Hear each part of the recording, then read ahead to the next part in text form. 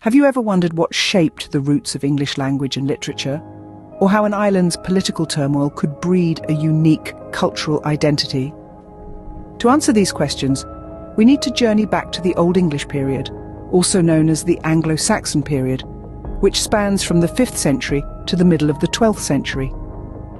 In this era, the British Isles were a battleground. Waves of invaders, including the Jutes, Angles and Saxons, came crashing onto the shores. These Germanic tribes brought along their own languages, cultures and political systems, gradually establishing their dominance over the native Celtic people. This infusion of cultures gave birth to what we now know as the Anglo-Saxon era. The political landscape of this time was fragmented. The island was divided into several small kingdoms, each with its own ruler.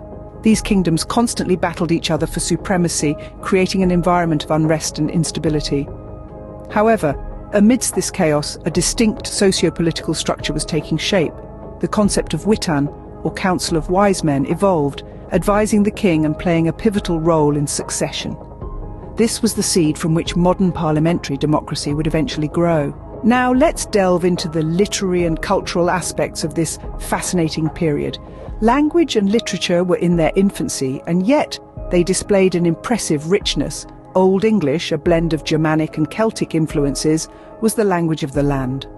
Most of the literature from this period was oral, passed through generations by Scots or bards, who were as revered as warriors. The literature was largely heroic and religious. The epic poem Beowulf is perhaps the most renowned piece of literature from this era. It narrates the heroic deeds of a great warrior, Beowulf, embodying the values of bravery, loyalty and honour which were central to Anglo-Saxon society. Religion played a significant role in shaping the culture and literature. Christianity was introduced to the island during this period, replacing the old pagan beliefs.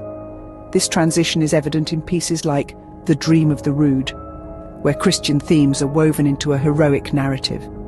But who were the minds behind these literary masterpieces? Unfortunately, most authors from this period remain anonymous. However, we do know of a few like Cynewulf, who left his mark with religious poetry, and the Venerable Bede, a monk who wrote the ecclesiastical history of the English people. In summary, the Anglo-Saxon period was a time of political turmoil and cultural fusion. It saw the dawn of English language and literature, marked by works of heroic and religious themes. Authors like Cynewulf and Bede added to the rich tapestry of literature, shaping the cultural identity of the island. This period, with all its complexities, laid the groundwork for the English we speak and the literature we cherish today.